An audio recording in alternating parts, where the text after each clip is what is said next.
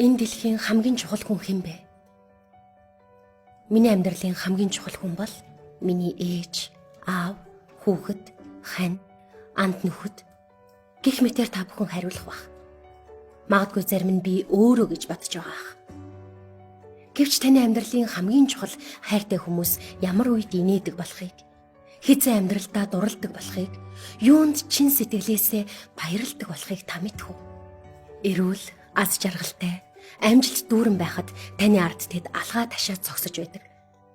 Гэхдээ та байхгүй бол тэд аз жаргалтай байж чадахгүй.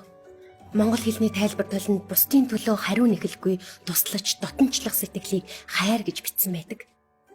Хайр гэдэг үгний ард 3 зэг байдаг гэж би боддог. Өнгөрсөн, одоо, ирээдүйн үр дүнгийн хариулт.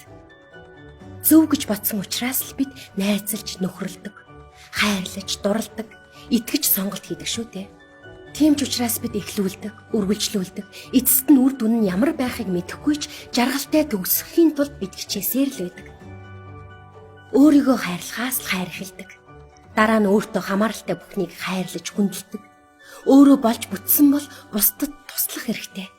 Тиймээс өөрийгөө хайрл. Өөрийгөө хайрлаж чадсан хүн л бусдыг хариу нэхэлгүй хайрлаж чаддаг. Энэ дэлхий дээр орших 7 тэрбум гаруй хүмүүсийн хайгаад байдаг тэр аз жаргал нь өөрийгөө хайрлахаас эхэлдэг. Амьдралын эхлэл цэх бол чи өөрөө. Үн цэнэ мэддэг хүн л өөрт байгаа бүхнээ хайрлаж чаддаг. Тэгвэл чи хэн бэ? Бид өдөр тутамдаа бусдтай харилцаж байдаг. Энэ удаад өөртөөгөө ярилцах цаг гаргая. Нүдэ ханаад би хэн бэ гэд өөрөөсөө асуухад үз. Өөрийгөө хэн болох, ямар хүн болох вэ? Юу бодож, хүсч мөрөөдөж явдаг тухайгаа бодъё. Хийхийг хүссэн ч мартсан зүйлээ эргээд саний. Өөрөөрөө бахархаж байсан мөчөө дурсъя. Чиний үнц нь юу вэ? Амьдрал бол аль нэгэн хүний хэлсэн тодорхойлт биш. Гагцгүй чи өөрийгөө сонсож, хүсэл мөрөөдлөө хүндэтгэж, хайрлаж, зориг тэмүүлэлтэд итгэх нь чухал. Чи юу хийхийг хүсдэг вэ? Юу хийхдээ илүү аз жаргалтай байдаг вэ? Чи хизээ өөрөөрөө бахархсан бэ?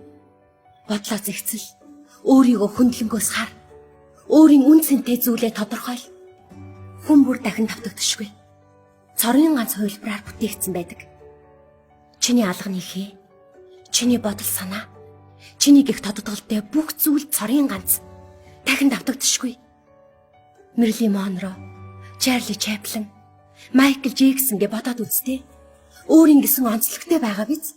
Тийм учраас чи бол цор ганц.